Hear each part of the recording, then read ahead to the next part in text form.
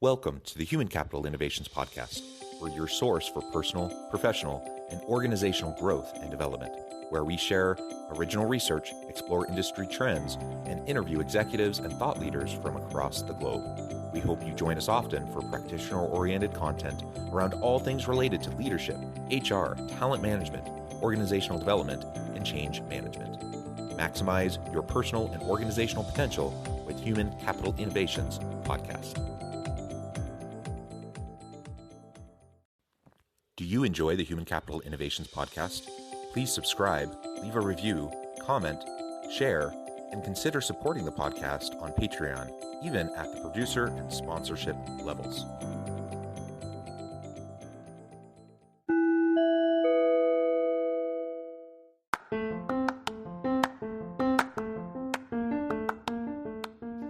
Welcome to the Human Capital Innovations Podcast. In this HCI Podcast episode, I share my recent keynote address at the HR Leadership Conference in the Republic of Slovenia.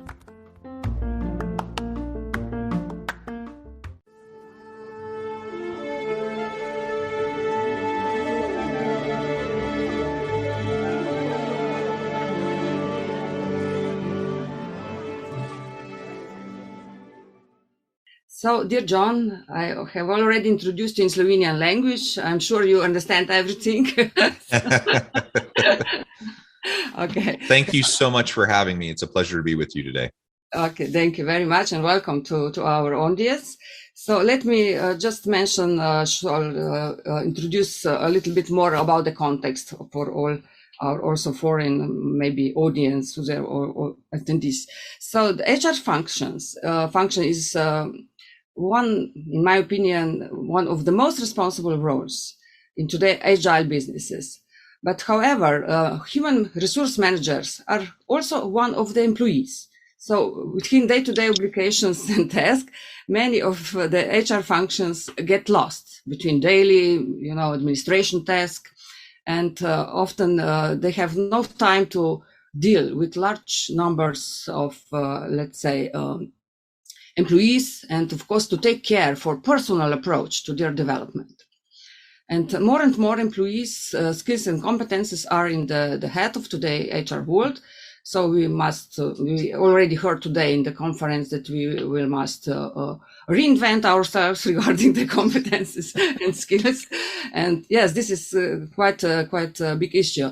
But however, how can we address this topic on how to support HR role vertically and horizontally throughout the company, and how each of and every employee can become an extended HR right-hand person. So let's maybe introduce you first a little bit more, and then I will ask you some questions, okay?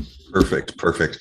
Well, again, thank you so much for the invitation to join you today. It's dark and early in the morning for me here. I'm in south of Salt Lake City in Utah, 6 a.m. here, late afternoon for you, I believe, in Slovenia. It's a fantastic privilege to be with all of you. And while I was listening in on the last session, of course, I don't speak your language, and so I couldn't fully understand what was being said, but every now and then there are words that have close proximity. I'm like, oh, okay, they're talking about that. I'll just give a really quick additional introduction to myself. And I'm a full-time professor. I teach I'm in the organizational leadership department at Utah Valley University in Utah. I'm chair of the department as well as a professor, and I teach human resource management courses, organizational development and change management courses, workplace ethical decision-making, leadership, those types of courses. And I've been doing that since receiving my PhD, and I've been a professor for about 13 years. In addition, as was mentioned, I'm the managing partner and principal at Human Capital Innovations, a firm that I co-founded back in 2007.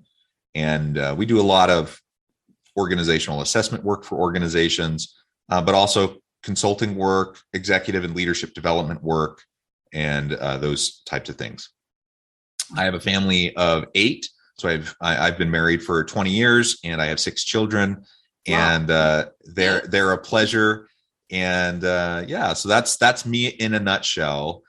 I am super passionate about HR. I'm super passionate about the future of work and how we can prepare ourselves for that future.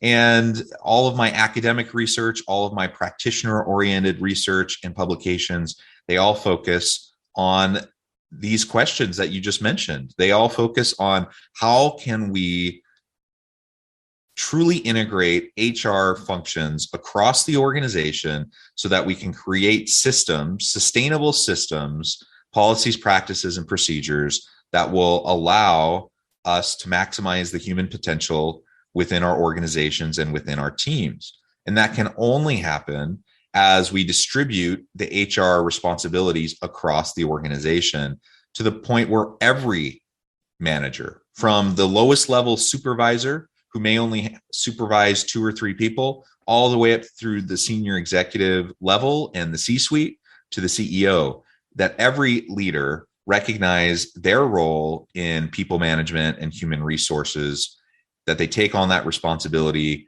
and they recognize the crucial, essential components that will drive meaningful and safe, dynamic cultures within organizations so that people can thrive. So I do a lot of research in the areas of employee engagement, worker satisfaction, job quality, employee motivation, those sorts of areas and outcomes. And the research couldn't be more clear. When you have highly engaged people, satisfied workers, when they're motivated and they have the ability to do what they do best each and every day in a psychologically safe and inclusive environment, they produce better, they produce more, and there's better outcomes for them personally, but for the organizations and for the consumer. That's what we all want. So there's a clear business case for stronger HR. I don't need to convince all of you of that. And there's a clear human case for stronger HR, and we need to do it together. Okay, great. Thank you. Yes, Jonathan, today we are talking mostly about competencies and skills. So I really wonder, in your opinion, is there any difference for the developing skill and competencies from an individual point of view and of an employees in a working environment? What do you think about it? Yeah, it's a really important question because the nature of work is shifting so rapidly. Now, of course, we've seen evidence of that, and we've had a perfect case study over these last 2 years of a global pandemic during COVID, where we've seen ourselves accelerated into the shifting nature of work, disruptive technologies, the use of things like Zoom for remote work. All of these things, I'm sure, have been discussed throughout this conference today. Because of the rapid pace of change, there's never been a more important time for us to continually reskill and upskill ourselves and our teams so that everyone has the competencies and capabilities necessary to function effectively in the future of work. And in the ideal world, I would say every organization and every leader needs to own the responsibility to make sure that they're identifying gaps in skills and competencies within their team, that they're helping their people set goals, that they're creating a learning plan with each of their people on their team, and that together with the support of the organization, development opportunities are provided so that everyone within our organization has the chance to learn continually, develop continually, and develop those new skills that are necessary, those competencies and capabilities that will help them be successful. That's in an ideal world. We don't live in an ideal world. And obviously not every organization has that same level of commitment. Not every leader has that same level of commitment. So in addition to there being an organizational necessity for a constant focus on competencies and capabilities and reskilling and upskilling, each of us has to take on that personal responsibility for our own careers and in supporting our own colleagues.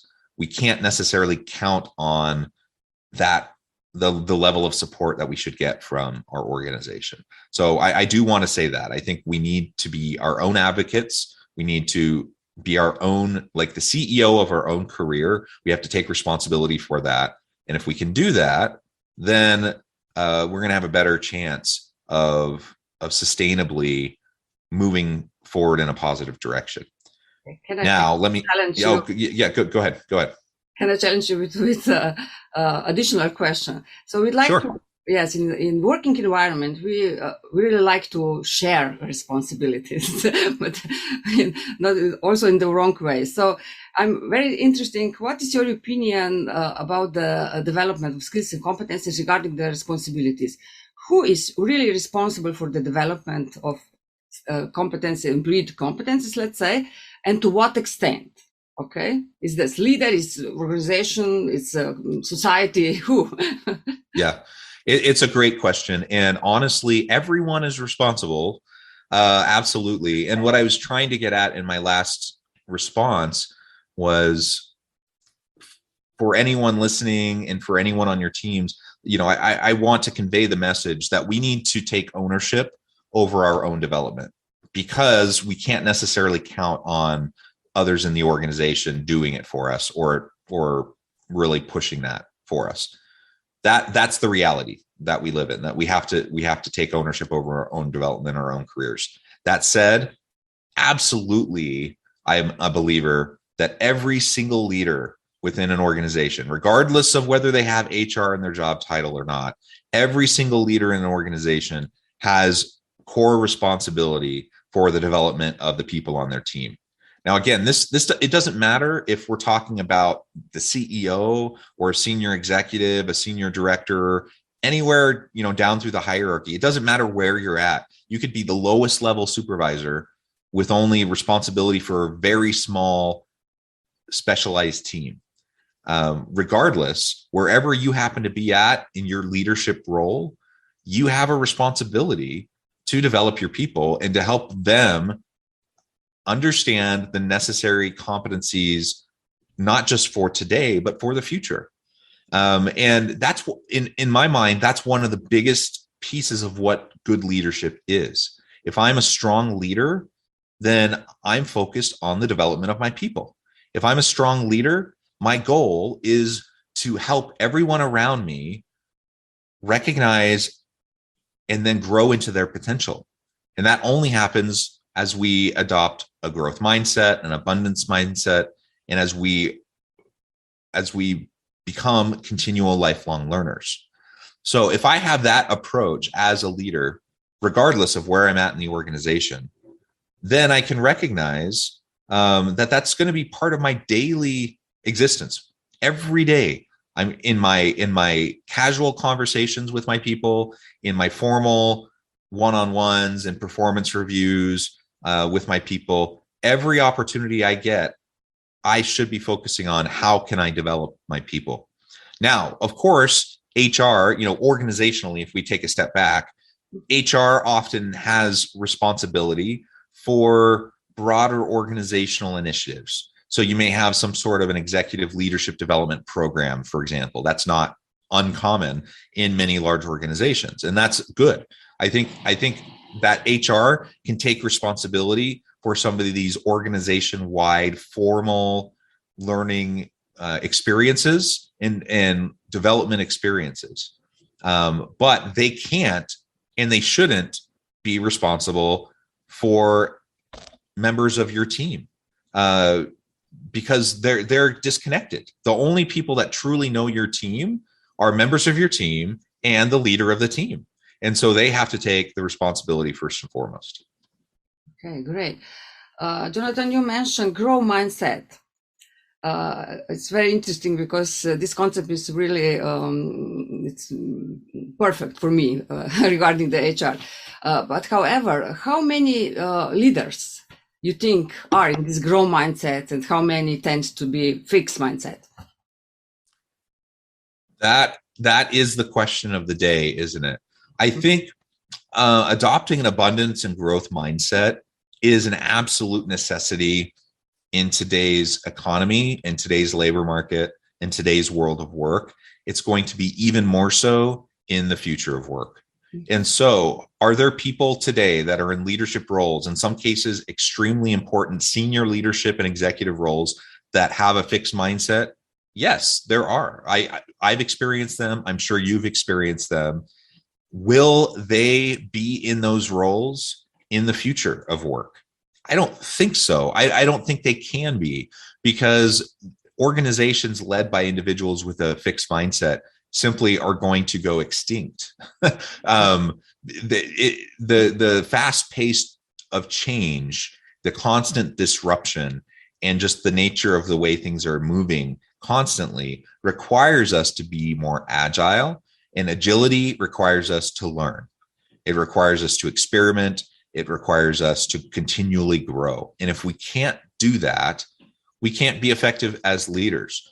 So if you look back over the last, say, 50 years of the global economy and the ebbs and flows and the shifts in the economic composition of the economy and the types of jobs that people predominantly did and such, you can see a clear trend away from kind of the traditional command control form of leadership in organizations with tall hierarchical structures, with more fixed mindset approach to how leaders lead, continually over time shifting more and more to the point where now what we need today and what really drives success today is an empowerment leadership style, a transformational leadership style, a servant leadership style that's focused on developing people and infusing organizations with growth mindset, abundance mindset,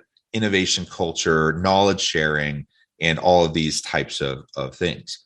There are remnants of older command control models of leadership and fixed mindset approaches to leadership in some organizations, but they're becoming fewer and fewer. And in 10 years, I just don't see how, for most organizations, how they would even be able to survive if they have leaders who have a fixed mindset. So that's one of the number one competencies and capabilities that we need to develop in ourselves, and that we need to help every member of our team develop. Because remember, just because we're a leader of a team and we have people that report to us today, those same people that report to us today might be the senior executives of tomorrow.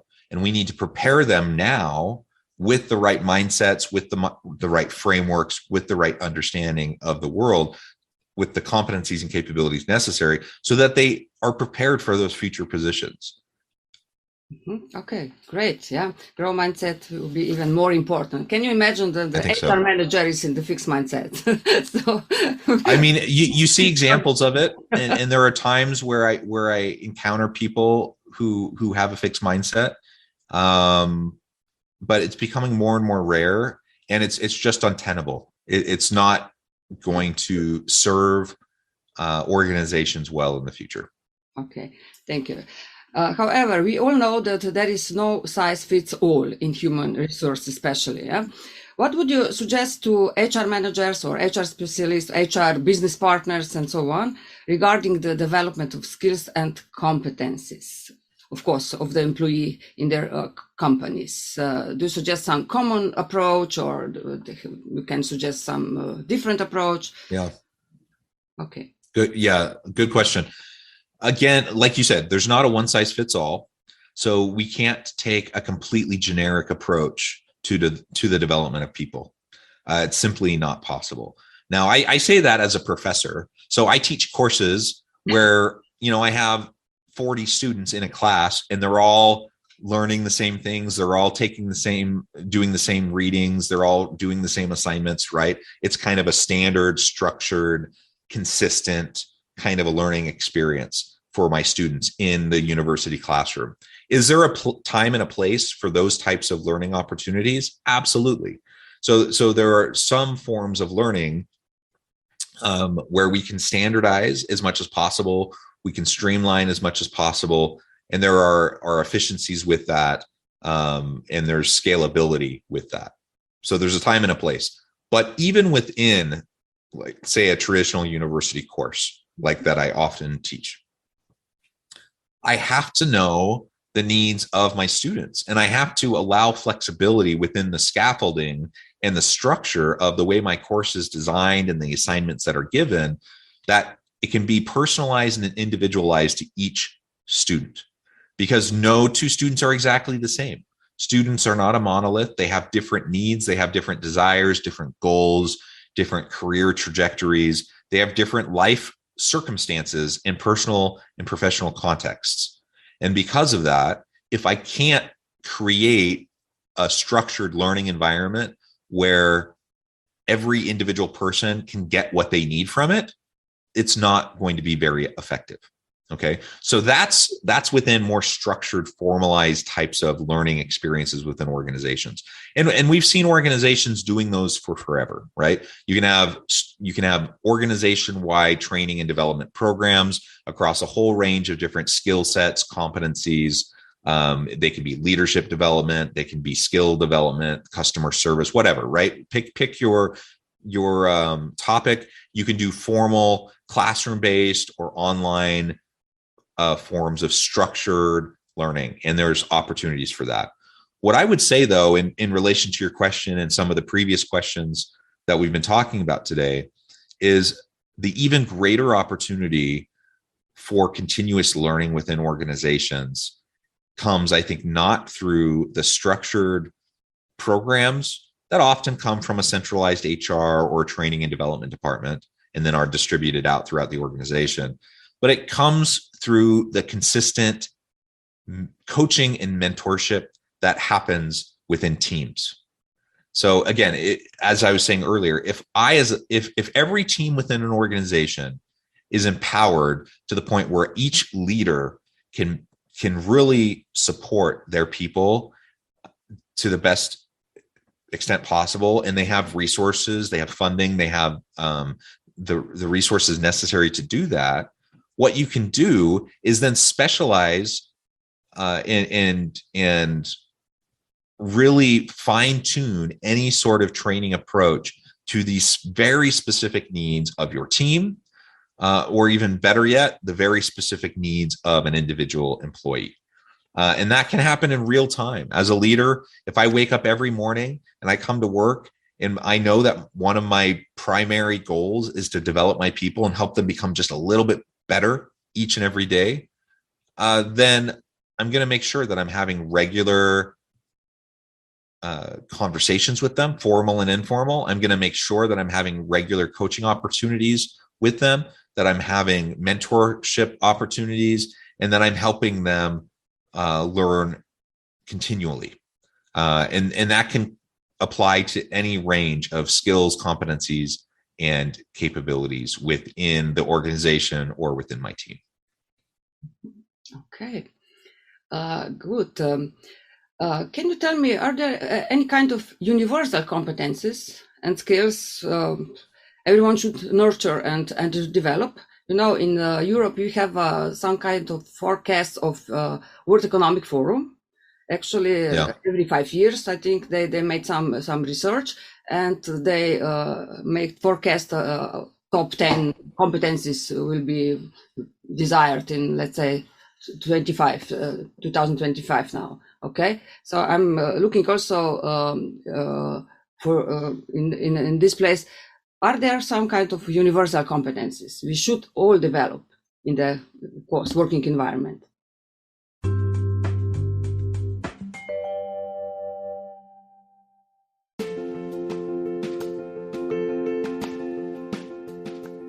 Check out my new book, The Future Leader, Creating and Transforming Next-Gen Organizations. Stemming from 2 decades of professional experience and over 600 in-depth interviews with executives, thought leaders, and scholars from across the globe, The Future Leader will help you explore the ordinary, everyday actions that will help you to prepare to lead in the future of work, to respond to an uncertain future, and to produce extraordinary results for individuals, teams, and organizations.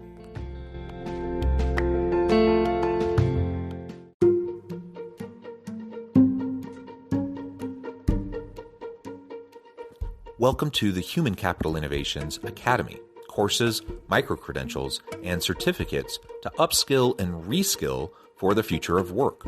All HCI Academy courses, micro-credentials, and certificates are designed, developed, and delivered by award-winning and internationally renowned scholars, educators, thought leaders, executives, and practitioners. Our courses, micro-credentials, and certificates will help you make your mark on the future of work and make an immediate impact in your organizations. Check out the HCI Academy and our many course offerings and certificates to upskill and reskill for the future of work.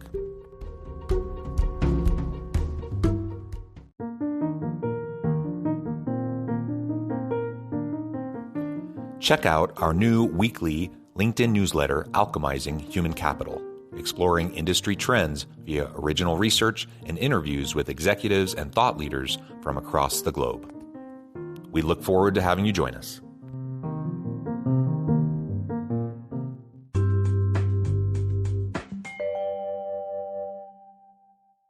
So one report that I've looked a lot at that you may or may not be familiar with, it's from the Institute for the Future, their Future Work Skills report. They just came out with an updated report, I think about a year ago. And I really like the way they frame it because they frame the context around the changing nature of work and the future of work, the drivers of change around that future, and then what are the competencies and capabilities necessary within that new context. So they identify some meta drivers of global change in the workplace. So for example, superstructured organizations, these massive organizations that are becoming more and more common in the West, in Europe, in Asia, all over the world. And because of the nature of these superstructured organizations, it changes the dynamics of how we work. Another global kind of driver of change is that we're in a continually and increasingly globally interconnected world.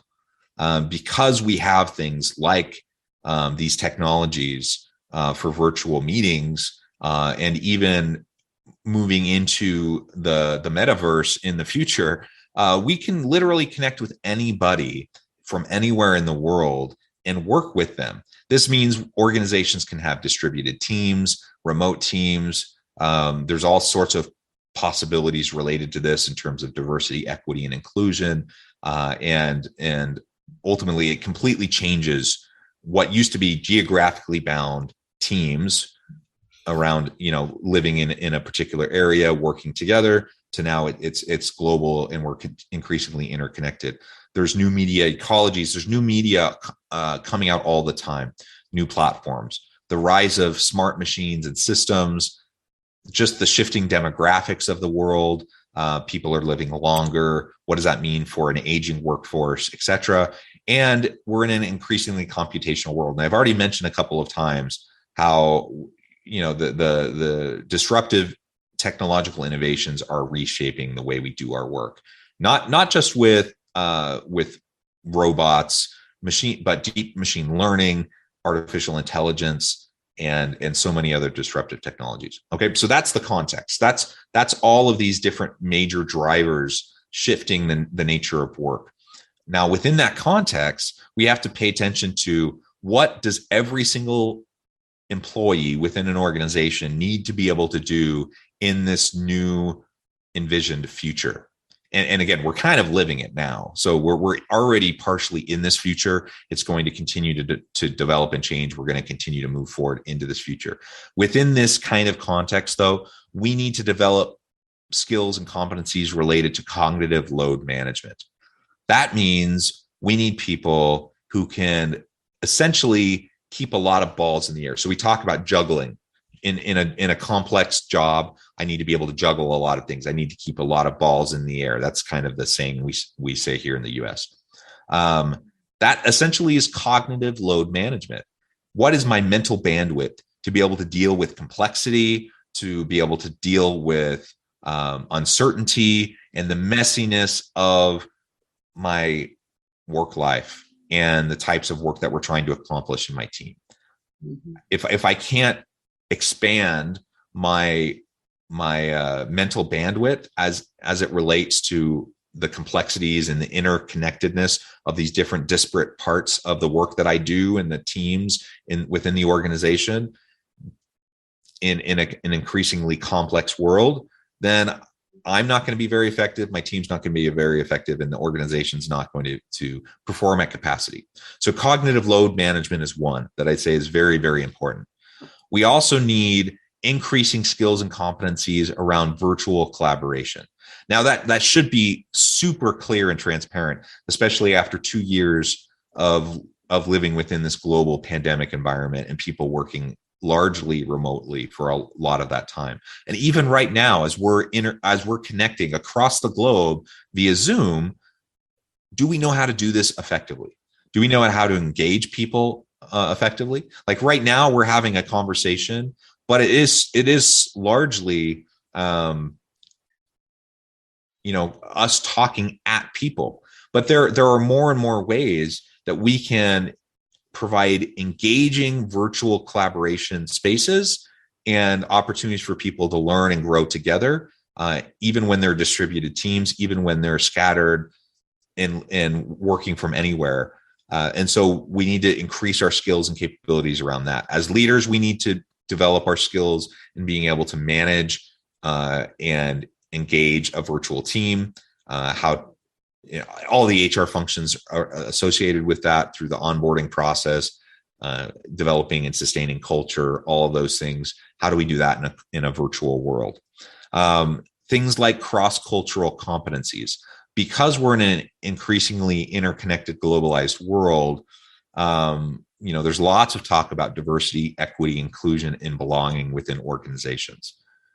Well, at the core of that, every single individual within an organization has to develop their cross-cultural competencies and their ability to work effectively with people from a wide variety of backgrounds, worldviews, and essentially just different ways of understanding and interacting with the world. So that obviously includes things like race, ethnicity, gender, sexual orientation, all of those types of kind of more overt outward manifestations of diversity.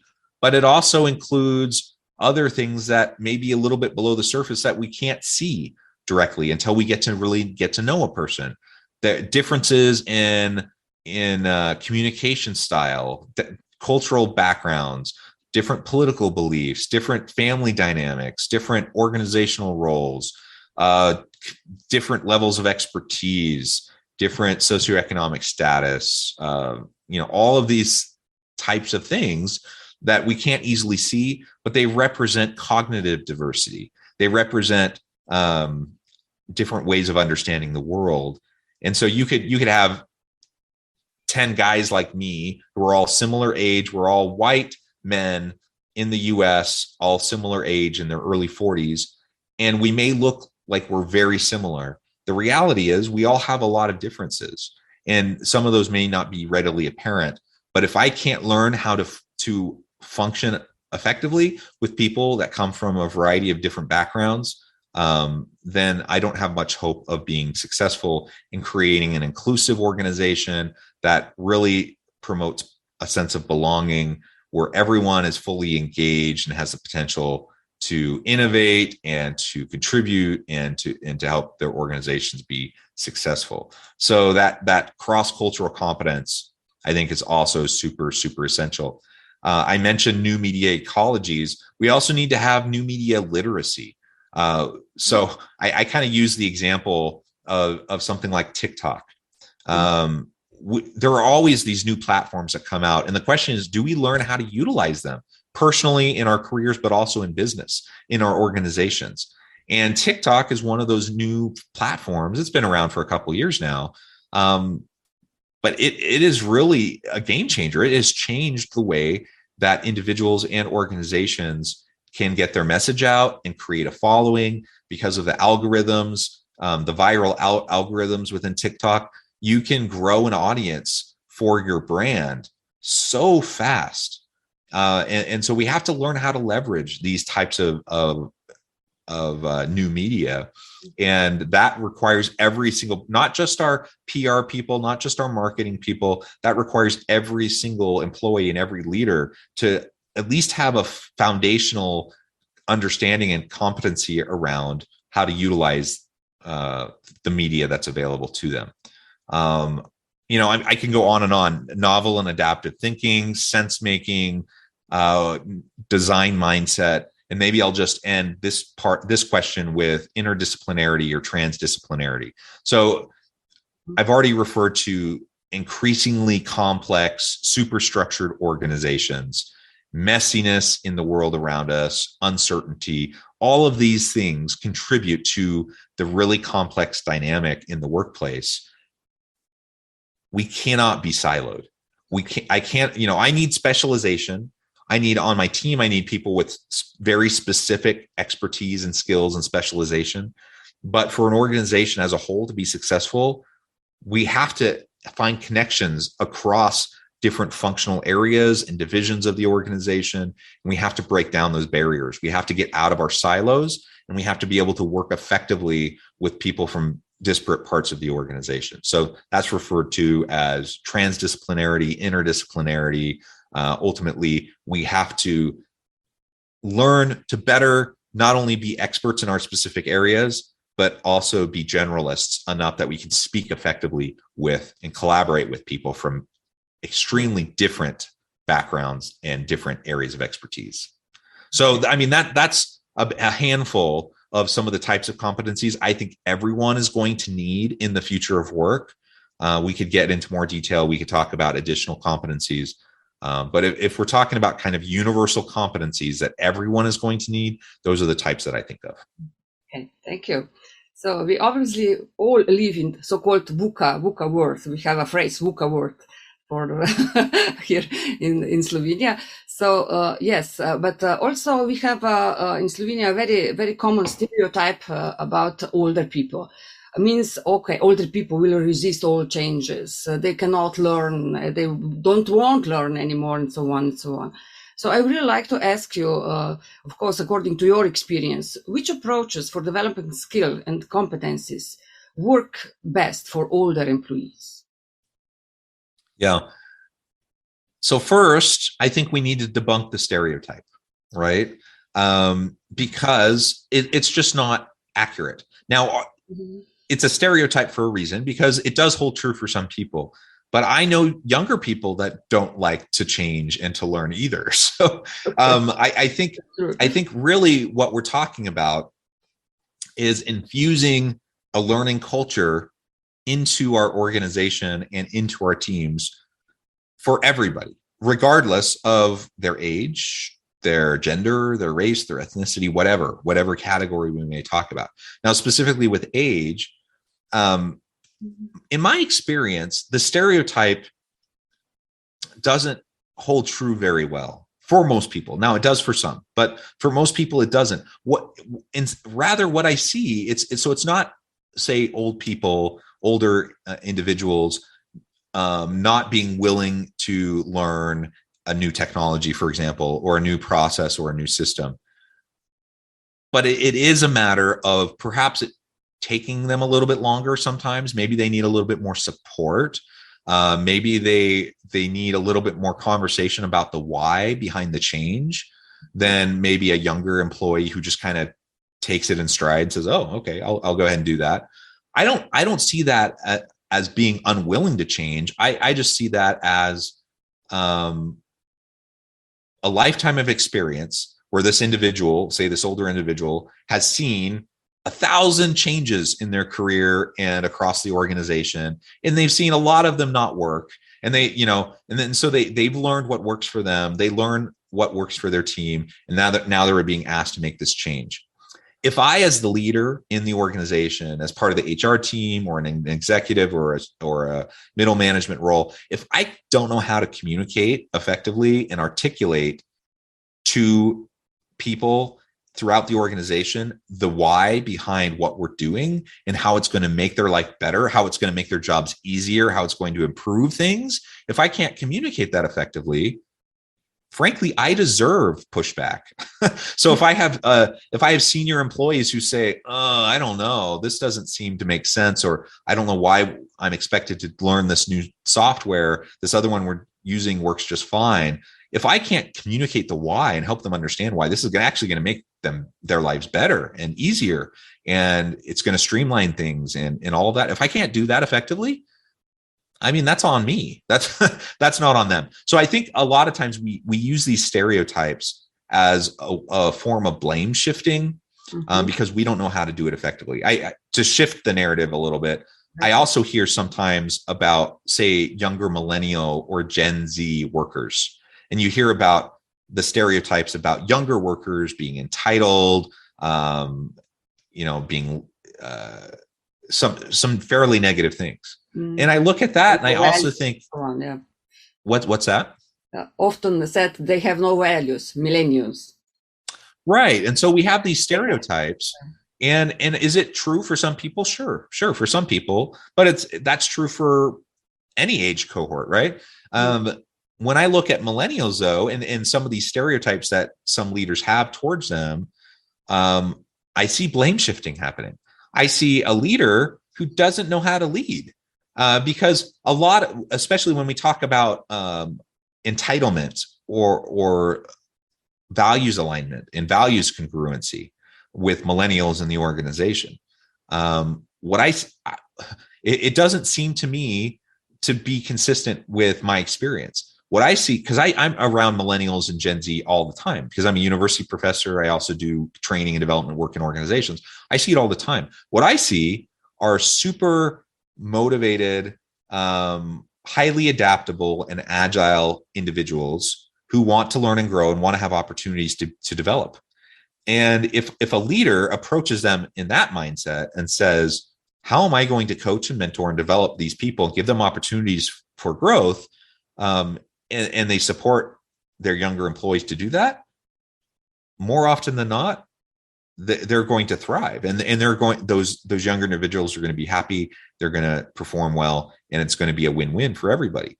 But what ends up happening instead is a lot of sometimes older managers, they think, this wasn't what it was like for me when I was younger. When I started, back years ago, I had to, it was the school of hard knocks, and I had to pay my dues, and I had a crummy boss. And now these younger millennials, they're expecting all of this support and all of this coaching and mentoring and development, and they just need to put in their time and pay their dues and not expect everything so early in their career.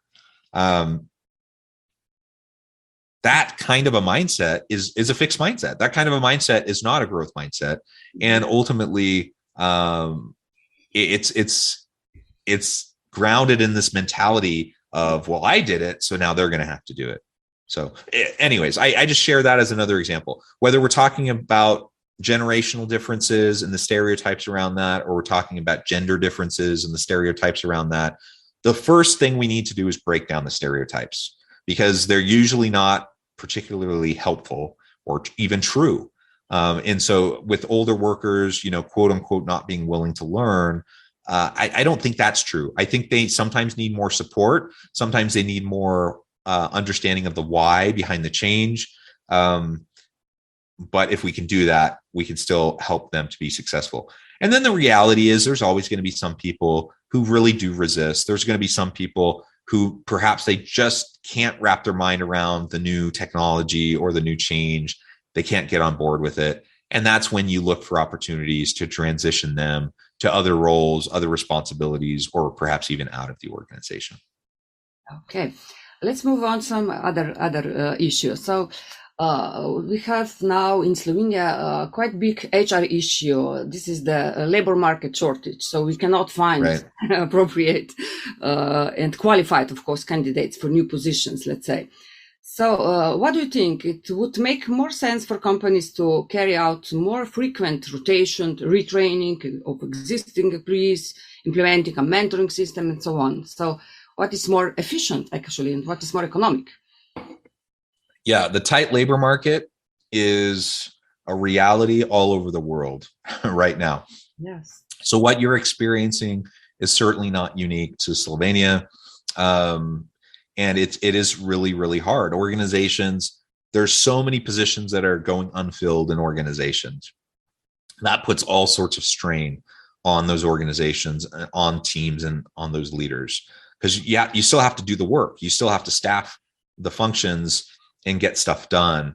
And if you don't have the people, then what you end up having are more people picking up the slack. You have fewer people picking up the slack, doing more work, and people are burning out. And that's part of the reason why it's a bit of a snowball effect. Now, that's part of the reason why people are increasingly leaving. What we have termed the Great Resignation continues to snowball because people are realizing, I don't want to be in this org. A lot of other people have already left. Now I'm getting stuck with all their work. I don't want to be in this environment. I have options because there's lots of positions. And so I'm going to try to go somewhere else. And then all of a sudden the organization has harder and harder time. So how do we deal with all of this? First and foremost, before we even get to the point of talking about job rotations and some of those sorts of things, we need to create a dynamic, psychologically safe, and healthy workplace environment and culture, one that is attractive to people. Hopefully we pay well with good benefits. Hopefully we have a living wage. We pay, competitive wage and benefits. So hopefully that's kind of a standard and that's off the table. And now we're just trying to get people to choose us over other organizations. Well, why are they going to do that? They're going to do that because we have a reputation for being a great place to work, because people know that if they come to work for us, it's going to be a launch pad for the rest of their career. They know that they're going to have people that are committed to them, to develop them, that they're going to have the resources necessary to learn and grow and to be effective.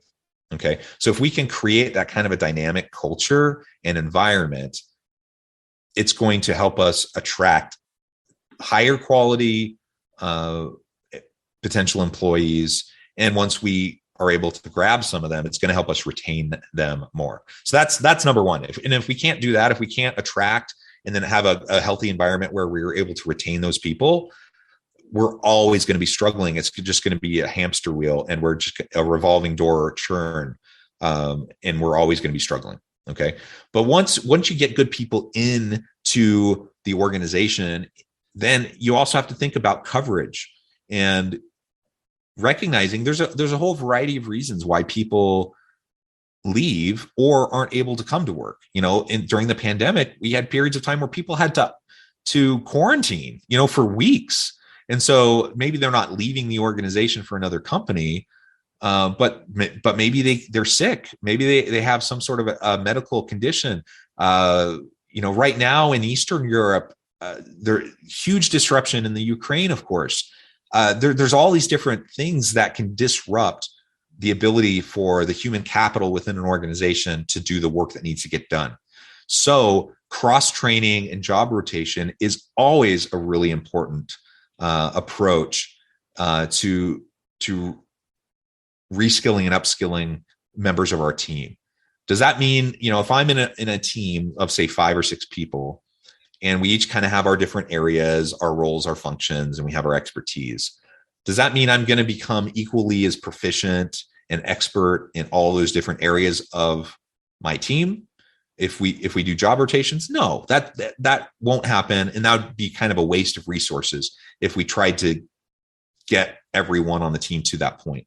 But can I be functional and can I have an acceptable level of competency in key functions and areas within my team so that I can step in if someone can't make it to work for a particular reason, or we have to make do without a person while we're trying to fill a role with a new employee or something?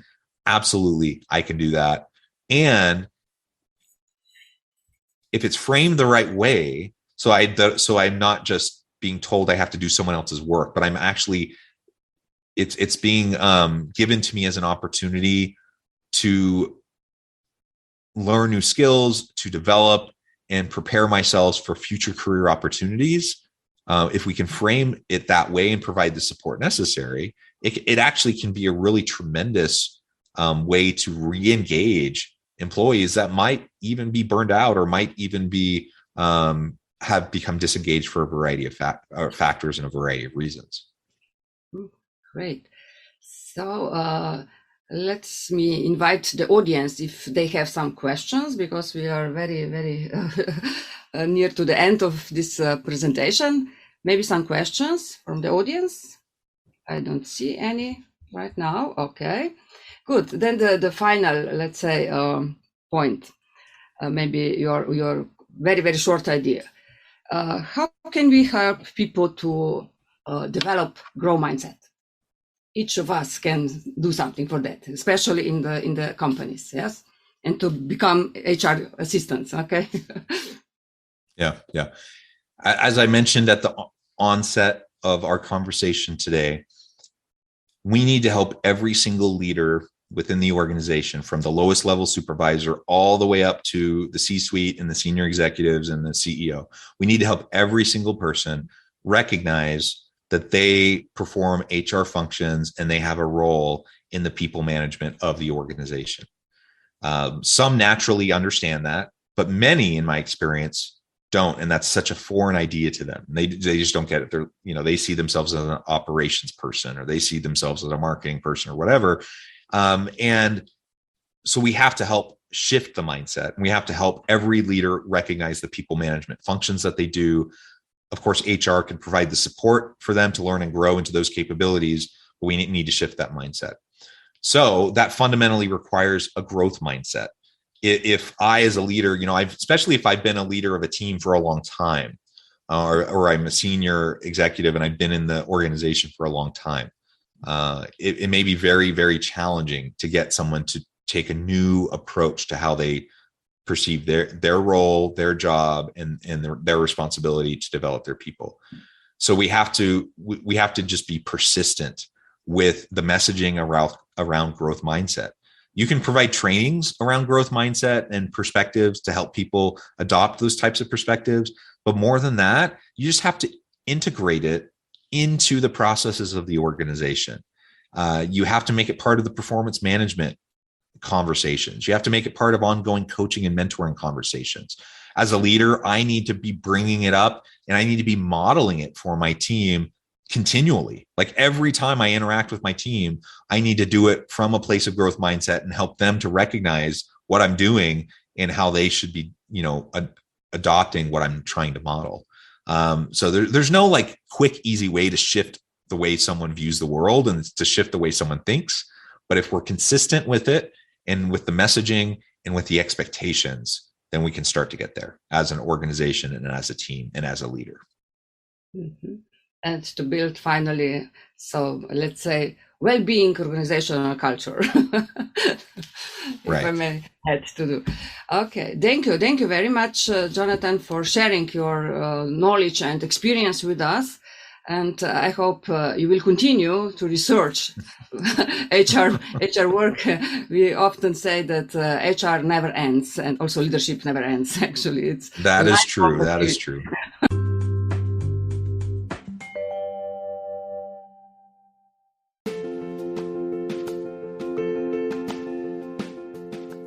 Bluer Than Indigo Leadership, the journey of becoming a truly remarkable leader. Early in my adult life, I learned about an Asian proverb that translates as bluer than indigo. If you think about the color indigo, it is a brilliant, deep, and vibrant blue, what some would call the bluest of blues. To have something that is bluer than indigo is rare and truly remarkable. Contrary to popular myth, there is no one-size-fits-all or cookie-cutter approach to effective leadership. There is no silver bullet, no secret sauce, no go-to model that will solve all of your problems. The truth is, great leaders have all had their unique strengths and flaws, and have all had to discover and then pave their own distinctive path in their life's journey to fulfill their leadership potential. Bluer Than Indigo Leadership will help you discover your own path and explore those ordinary, everyday actions that will help you respond to an uncertain future and produce extraordinary results for your individuals, teams, and organizations.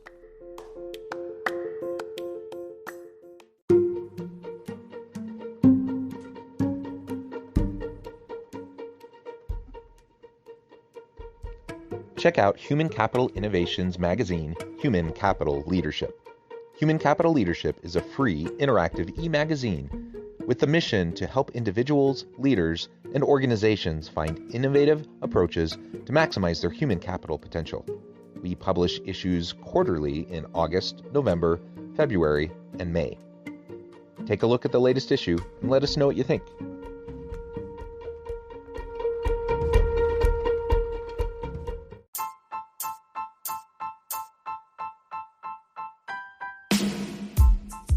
The Alchemy of Truly Remarkable Leadership.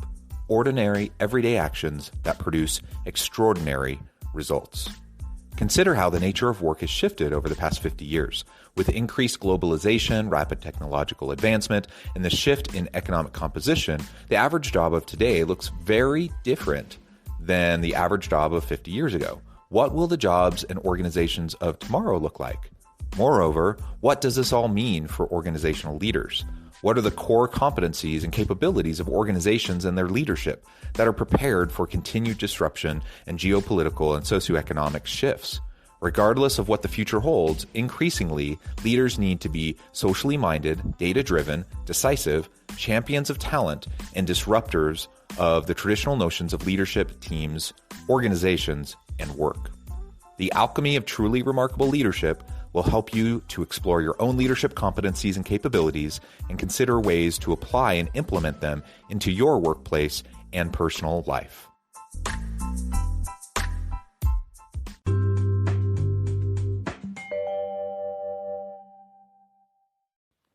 Do you enjoy the Human Capital Innovations podcast? Please subscribe, leave a review, comment, share, and consider supporting the podcast on Patreon, even at the producer and sponsorship levels. Thanks again for joining us for this episode of the Human Capital Innovations podcast. I hope you stay healthy and safe and that you have a great week.